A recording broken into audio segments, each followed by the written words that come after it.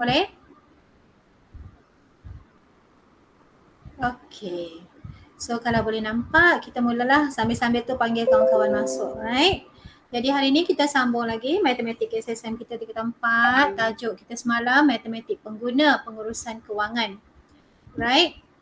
Semalam kita berhenti di 3 proses kan?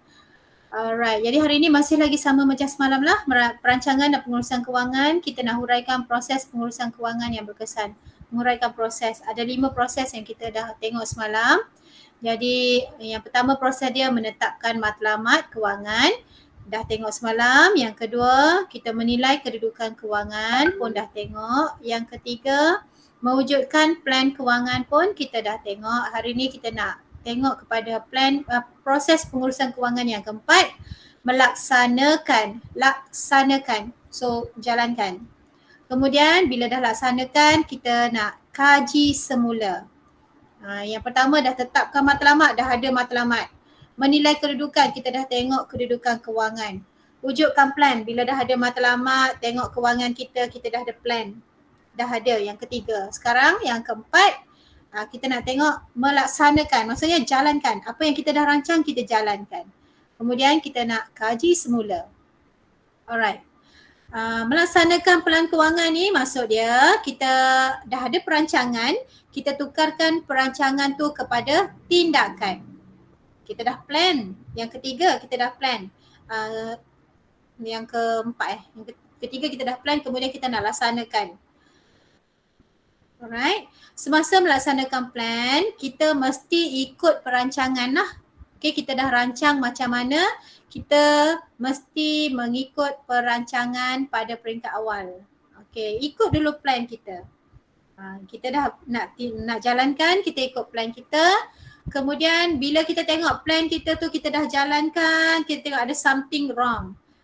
Then kita mestilah bersedia untuk mengubah atau buat perbandingan antara perbelanjaan bulanan yang dirancang dengan yang sebenar. Kita tengok yang kita rancang macam mana, yang sebenarnya macam mana, lebih lagi ke daripada perancangan kita ataupun kurang perbelanjaan dia. Okey, bila ada perbezaan tu, kalau perlu ubah, kita mesti sedia untuk ubah. Okey, ini setelah melaksanakan plan kita.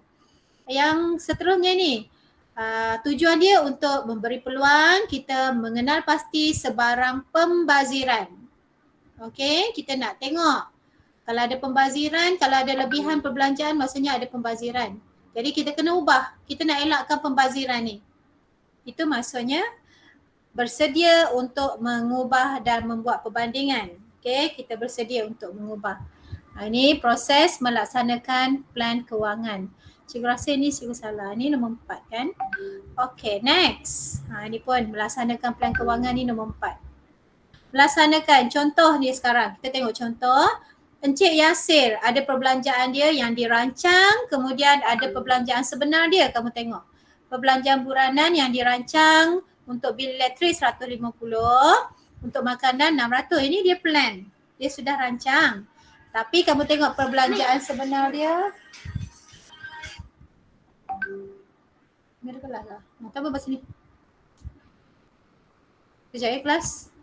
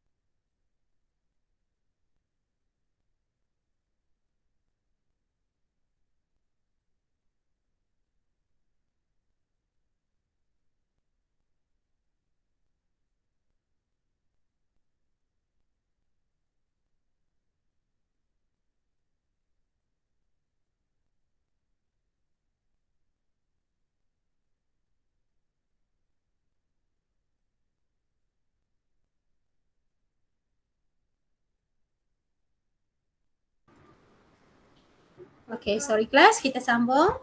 Jadi tadi kita tengok balik Encik Yasir tadi. Encik Yasir punya planning dengan perbelanjaan sebenar dia. Planning dia cikgu dah terangkan tadi. Sekarang kita tengok perbelanjaan sebenar Encik Yasir. dia plan 150 tapi sekarang dia dah belanja sebenarnya 200. Untuk makanan dia plan 600 tapi belanja dia sekarang dah 850. Jadi kita dah nampak lah ada beza, ada penambahan untuk perbelanjaan sebenar. Jadi bila kat sini itu yang dimaksudkan kita kena bersedia untuk ubah. Encik Yasir perlu ubahlah, kena kurangkan ni. Kalau dia dah plan 150 dia kena kurangkan sebanyak RM50 lagi. Sebab dah lebih RM50 dalam plan dia 150 je. Jadi ini maksudnya dia kena bersedia untuk kurangkan RM50 lagi. Dan yang ini pun dia kena kurangkan RM250. Itu maksudnya kita bersedia untuk mengubah. Okey, untuk elakkan pembaziran. Boleh faham setakat ni? Ini nombor 4 lah, kita melaksanakan plan nombor 4. Boleh? Okey. Jadi semasa melaksanakan plan kewangan, kita harus mengutamakan pembayaran perbelanjaan tetap. Ingat lagi tak perbelanjaan tetap? Ingat lagi? Apa yang tetap setiap bulan? Yang ada pada kita setiap bulan. Kita kena buat apa setiap bulan? Contoh bayaran sewa rumah, itu yang tetap lah. Contohnya ni, ansuran rumah, kita beli rumah ada ansuran kena bayar, kad kredit, ansuran kereta, ini memang setiap bulan kena bayar. Kita kena dahulukan yang ini. Okey?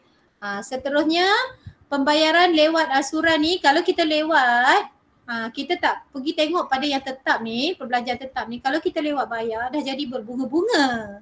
Kalau bunga tu cantik tak apa, bunga tu tak cantik untuk kita. Okey, menyebabkan pembayaran faedah. Dah ada faedah pula. Faedah ni kita kena bayar lebih pula. Charge lewat bayar akan dikenakan. Ada faedah tambahan. Itu dia ambil duit kita lagi.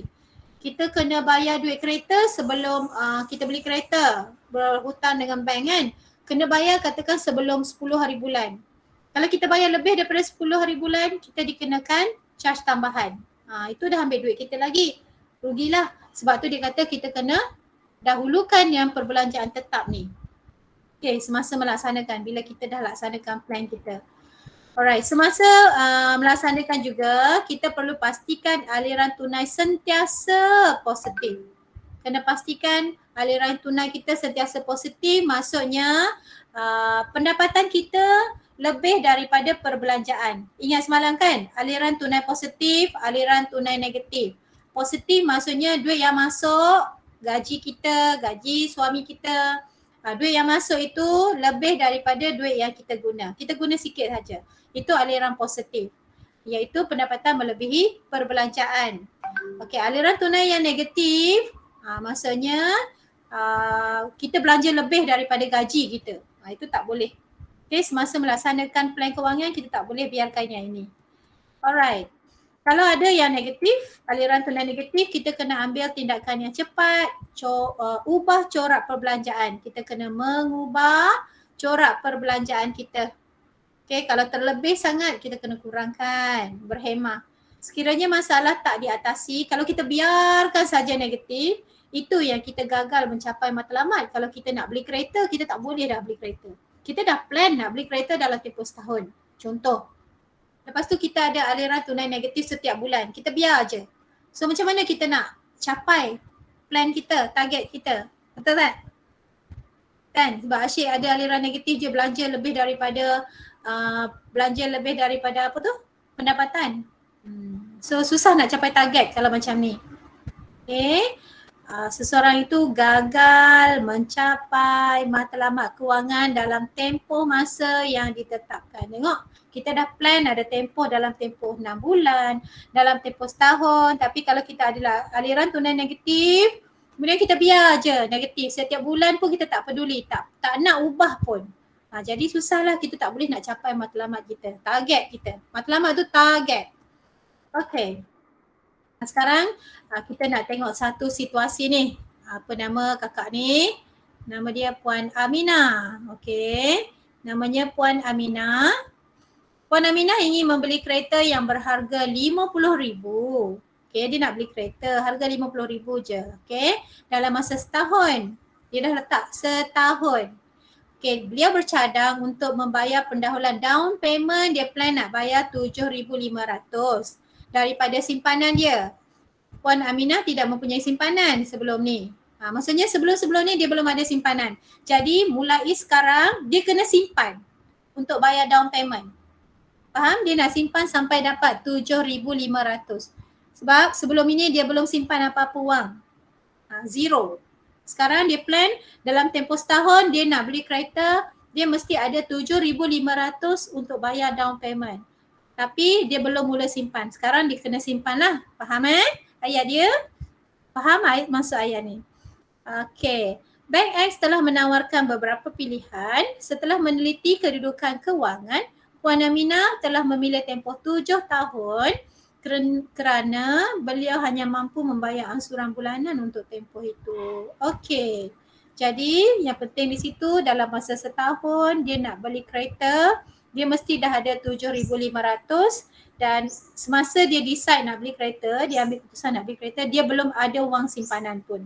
7,500 dia belum ada, belum simpan. Faham situasi dia? Okey. Jadi kita tengok dia punya plan kewangan. Puan Aminah punya plan kewangan. Okey. Ini kewangan untuk keluarga dia. Sebab kereta ni melibatkan keluarga punya pendapatan. Gaji Puan Aminah tu dia 3,500 gaji dia. Gaji suami dia 3,500. Gaji dia 3,000. Pendapatan pasif maksudnya income sampingan. Sewa rumah ke, kalau dia ada sewakan rumah, tak ada, zero. Pendapatan pasif dia zero. Semalam kita bincangkan pendapatan pasif ni macam sewa bulanan, dividen, tak ada. Okey, jumlah pendapatan bulanan dia hanya pendapatan dia dan suaminya saja, tambah dapat 6,500. Okey. Jadi ini plan dia. Dia nak beli kereta, dia rancang nak menyimpan 10% daripada pendapatan bulanan. Maksudnya 10/100 darab dengan 6,500. Itu yang dapat RM650 dia mula simpan. Ini plan. Dia kata dia nak simpan setiap bulan 10% daripada pendapatan bulanan dia dan suami. So dia nak simpan 650. Kita tengok dia berjaya tak? Okey, tolak simpanan untuk dana kecemasan. Ni dia ada simpanan. Walaupun dia gaji tak besar tapi dia simpan RM100 setiap bulan mesti simpan untuk kecemasan. Okey, jadi baki pendapatan dia 6,500 tolak dua-dua ini ada 5,750 lagi. Okey, kita tengok lagi. So itu dia tadi baki pendapatan dia 5,750. Selain daripada simpanan plan dia untuk beli kereta tadi 650, kecemasan, dia ada perbelanjaan lain. Tengok, dia ada perbelanjaan tetap bulanan. Okay, ada pinjaman rumah, ni kena ambil kira. Yang mana tetap itu kena dahulukan. Ingat lagi tak tadi? Kita kena dahulukan perbelanjaan tetap. Ini kena dahulukan. Kena tengok ini dulu. So dia ada pinjaman rumah 1,500. Suaminya ada kereta, kena bayar bulan-bulan 600. Dia ada ambil insurans, walaupun gaji tak besar tapi dia fikir ambil insurans. Bagus Puan Aminah ni. Okay, bagus dia ambil insurans. Jadi ini perbelanjaan tetap dia. Dia kena bayar ini. Kalau kereta lambat bayar, kena charge. Ambil lagi duit kita, tak mau. Bayar tepat waktu. Okay, rumah pun sama. Kita pinjam rumah, bayar pinjam duit bank untuk beli rumah. Sebulan kena bayar 1,500 sebelum 15 hari bulan. Mesti bayar. Jangan tangguh sebab nanti ada interest. Kena charge duit kita lagi. Kena bayar lagi dia kan, lebih pula. Alright, sekarang tolak yang penting ni, yang utama ni. Dapatlah 2,500 ini Ni pendapatan tadi tolak semua ni 1,500, 600, 400 tinggal 2,500. Faham? Jumlah perbelanjaan tetap bulanan tinggal banyak ini. Okey. Itu dia tadi. Baki 5,750. Kemudian setelah tolak dengan perbelanjaan tetap tinggal 2,500. Okey, itu yang tetap. Sekarang yang tidak tetap, dia ada lagi ni tidak tetap. Taskar anak sekolah, keperluan anak-anak 450, utility rumah, belanja petrol, minyak dia, tol dia 100, barangan dapur 1,000. Okey, ini dia bajet lah. Ini bajet dia tau. Dia beri pada ibu bapa. Bagus Puan Aminah ni. Ada insurans walaupun gaji tak besar, bagi dekat mak ayah. Jangan lupa tahu nanti dah kerja, mak ayah ada duit pun tak apa, bagi juga sikit. Dia bukan nak tengok duit dan nak tengok kita tu. Alright, bagi juga wang 400. Bagus dia. Jadi, ini plan dia. Selepas tolak perbelanjaan tetap bulanan, ini jumlah yang tidak tetap. Jumlah yang tidak tetap adalah 3,130. Jadi sekarang baki tadi tolak yang tetap bulanan, kemudian tolak yang tidak tetap ni 3,120. Ini yang tetap Ini tolak dan ini pun tolak juga yang tidak tetap. Satu tetap, satu tidak tetap. Jadi dia ada baki tu. Pendapatan lebihan dia RM120. Okey, kamu kena ingat RM120 ni adalah wang yang lebih selepas dia dah tolak duit untuk simpan beli kereta kan? Betul tak? Ni dia dah tolak siap-siap duit simpan beli kereta tu RM650. Kemudian tolak belanja tetap. Kemudian tolak belanja tidak tetap. Dia ada RM120 lagi sebulan. Okey, ada lebih kan? Walaupun dia dah tolak untuk simpanan. Okey, jadi sekarang ini plan. Ini bahagian kiri ni plan. Kita tengok aliran tunai yang sebenar. Okey, itu yang sebenar. Sebelah kiri plan, yang sebelah kanan sebenar. Okay, kita tengok gaji dia sama, kiri kanan plan dengan sebenar sama. Gaji Aminah pun sama, kiri kanan yang plan dengan sebenar. Pendapatan pasif semua sama. Jadi baki pendapatan yang dia rancang dengan yang sebenar berlaku masih sama. Okay, ini yang sebenar situasi sebenar sekarang. Dia dah mula ikut. Alright. Kemudian kita tengok baki pendapatan tadi 5750 setelah tolak simpanan itu kan. Okey.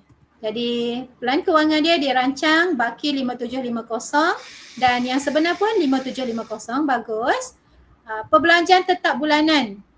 Dia rancang banyak ini. Okey, dia rancang tadi dan yang sebenar pun memang sama. Banyak itu juga. Biasanya belanja tetap ni memang setiap bulan sama. Sewa rumah, bil kereta, insurans setiap bulan sama. Tak akan berubah-ubah. Jadi ini sama lagi. Jumlah pendapatan tetap 2,500 untuk rancang dan masih lagi sama dengan yang sebenar 2,500. Okey, sekarang kita tengok selepas tolak perbelanjaan tidak tetap. Okey, perbelanjaan yang tidak tetap pula. Okey, kita tengok yang dia plan dengan yang sebenar. Alright. Semua tengok sama, taska 400, keperluan anak-anak sama, utility rumah 400, belanja petrol 380. Tapi sampai di barangan dapur, kamu tengok aliran tunai yang sebenar dia 900 je. Dia plan 1,000 tapi yang dia guna 900 saja. Okay, ada baguslah kat situ ada untung lebih lagi kan. Okey, yang lain bagi pada mak ayah dia sama 400. Jadi aliran tunai sebenar 220. Sini untuk lebihan pendapatan lebihan dia rancang lebihan dia rancang lebihannya ada 120. Tapi sekarang lebihan dia ada 220 apabila dia dah laksanakan plan dia. Okey, bila dia dah melaksanakan plan ada lebih 220 sebulan. Okey, lebih kan daripada target dia. Okey, jadi kita dah tengok semua tu. Berdasarkan perancangan kewangan Puan Aminah tadi, boleh ke matlamat dia dicapai? Kamu rasa boleh tak? Kamu dah tengok tadi, dah tolak bulanan yang tetap, dah tolak simpanan. Kamu tengok, kamu rasa boleh tak dia capai? Tarani, Peli. Panjanglah cikgu cakap tu. Nak dengar kamu punya suara, kamu punya respon pula. Ada Hema, Wenfen, Yongzhen, rajin Yongzhen. Siu Jie, Su Xing. Cepat, rasa-rasanya dia boleh capai tak? Boleh kan? Rasa-rasanya boleh capai kan? Sebab kamu tengok tadi, dia rancang dia ada lebih 120 je. Tapi sekarang dia lebih lagi 220. Dia ada extra lagi. Ini selepas dah tolak semua dalam 1 bulan. Okey, jadi Puan Aminah dia boleh capai. Okey, untuk jangka pendek iaitu membeli kereta dengan jumlah wang pendahuluan 7,500. Sebab dia simpan 1 bulan 650. Dia punya target 1 tahun. 1 tahun ada 12 bulan. Jadi 650 darab 12, dia sudah berjaya simpan 7,800. Okey, sebenarnya dia nak guna 7,500 saja. Dia ada lebih lagi, nampak? Dia ada lebih lagi RM300. Faham dia simpan 650 sebulan. Jadi darab 12 dapat 78. Dia nak guna 75 saja. Okey. Jadi satu lagi, setiap bulan dia ada lebih tu, 220 tadi. Okey, untuk menghadapi situasi kecemasan atau perbelanjaan luar jangkaan. Itu ada lebihan. Jadi bolehlah. Okey, betul Tarani, Pelin. Bagus, dia boleh. Okey, adakah Puan Aminah seorang yang bijak mengurus kewangan? Berikan justifikasi anda. So kita dah nampak lah tadi, dia memang bijak lah. Betul tak? Okey, beliau seorang yang bijak mengurus kewangan kerana beliau berbelanja untuk keperluan asas. Dia dahulukan keperluan asas dia. Beliau juga, selain daripada tu, kita nampak dia ada simpanan bulanan, dia ada perlindungan insurans, dia fikirkan benda ni. Dan dia tidak ada hutang kad kredit, tak ada. Tidak mempunyai hutang. Maksudnya dia bijak mengurus kewangan dia. Okay, dia ada target, dia laksanakan dan dia bijak menguruskan. Boleh Okay, C. Adakah Puan Aminah menggunakan pendekatan SMART? Ingat lagi tak SMART apa? S, M, A, R, T. Ingat 5 ni semalam? Berikan justifikasi anda. Kita tengok balik. S, spesifik. Spesifik lah. Sebab dia target, ada target dia yang spesifik. Nak beli kereta. Harga RM50,000. Itu spesifik. Measurable, boleh diukur. Boleh diukur? Boleh, sebab dia ada target. Nak bayar RM7,500. Boleh ukur lah, tak cakap saja. Nak bagi down payment. Nak simpan untuk bayar down payment. Tapi down payment tak tahu berapa. Itu tak boleh ukur. Kena ada down payment berapa. Measurable. Attainable. Okey, boleh dicapai. Wang pendahuluan yang boleh dicapai sebanyak 7,500 dalam setahun. Okey, jadi perancangan dia benda yang boleh dicapai. Okey, 7,500. Realistik, mestilah berpijak di bumi yang nyata. Realistik tak? Okey, realistik sebab simpanan bulanan dia 650 sahaja daripada 6,500. Tak banyaklah sangat, gaji dia 6,500. Jadi 10% je realistik. Janganlah kita kata simpanan bulanan kita nak 50%. Daripada 6,500 kita nak simpan separuh. Mustahil kita boleh simpan separuh sebab bulan-bulan ada belanja lagi. Jadi separuh tu terlalu besar. Nanti kita susah untuk bulanan. Dan ada time bound, ada tempoh masa yang tertentu. Perancangan dia ada tempoh 1 tahun. Jadi kita boleh simpulkan dia memang mengikut SMART, pendekatan SMART. Spesifik, ada apa benda yang dia nak, kereta. Measurable, boleh diukur 7,500, dia dah measure. Attainable, boleh dicapai. Diikut wang pendahuluan dia boleh capai. Realistik, memang realistik lah, dia nak simpan pun 10% aja. Okay, ada time bound, ada tempoh masa yang tertentu. Okay, faham setakat ni? Cerita Puan Aminah? Sebenarnya kita tengok kewangan dia je. Kita tengok dia bijak tak? Dia plan bagus tak? Boleh capai ke tak? Itu saja. Alright. Mengkaji semula dan menyemak kemajuan. Ini adalah nombor 5. Plan yang kelima. Okay. Cikgu salah, typing error. Mengkaji semula dan menyemak kemajuan. Dah buat, kita dah plan. Kemudian tadi nombor 4 kita dah melaksanakan. Okay, melaksanakan perancangan. Jadi sekarang bila kita dah laksanakan, kita semaklah semula. Mengkaji semula dan menyemak kemajuan. Okey, kelebihan yang diperolehi melalui mengkaji semula dan menyemak kemajuan adalah untuk memastikan ini. Kita kena semak selalu supaya aliran tunai setiap bulan sentiasa positif. Jangan negatif. Kalau negatif nanti kita dikelilingi hutang. Okey. Hal ini secara tidak langsung membantu kita mencapai matlamat. Okey. Bila kita semak selalu, dia bantu kita mencapai matlamat. Apa yang kita plan. Okey. Bila kita dah kaji, kita dah semak, kita nampak positif ke, negatif ke. Especially kalau kita nampak ada yang negatif, kita kena bersedia mengubah matlamat kewangan. Okey. Kalau dia tidak realistik. Okey. Ini kita dah masuk plan yang kelima. Right, tengok lagi contoh. Okey, ini yang berlima lagi, banyak betul. Suami, masih lagi cerita Puan Aminah. Puan Aminah ni popular dalam matematik ni. Suami Puan Aminah dinaikkan pangkat pada hujung bulan Jun 2019 dengan kenaikan gaji sebanyak 10%. Oh, kita kena kira ni 10% banyak mana. Apabila belanjaan lain adalah tetap, jumlah belanjaan yang lain tetap. Belanja tak berubah tapi dia naik gaji. Wow. Apakah kesan kenaikan gaji kepada kewangan Puan Aminah? Jadi kita tengok ni.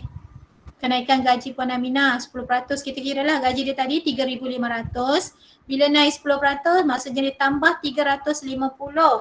Gaji dia sekarang yang baru untuk suami Puan Aminah adalah 3,850. Baguslah sebab perbelanjaan yang lain adalah tetap. Nampak tak? Gaji naik tapi perbelanjaan adalah tetap. Masuk lebih lagi. Okey. Jadi apabila gaji suami Puan Aminah naik sebanyak 10%, jumlah wang simpanan bank boleh ditambah. Hal ini membantu pembelian kereta dalam jangka masa yang lebih singkat. Jangka masa yang lebih singkat. Dia simpan juga 650, dalam masa yang sama dia boleh tambah simpan di bank. Okay, bila cukup je dia dah boleh beli. Okay, dalam masa yang singkat. Tak payah tunggu setahun. Untunglah dia. Okay, sebab bulan berapa gaji dia naik tu? Bulan Jun. Naik awal bulan Jun. Okey. Boleh setakat ni? Malah siap dah, habis dah. Pendek pula. Ada yang mana yang kamu tak faham tak?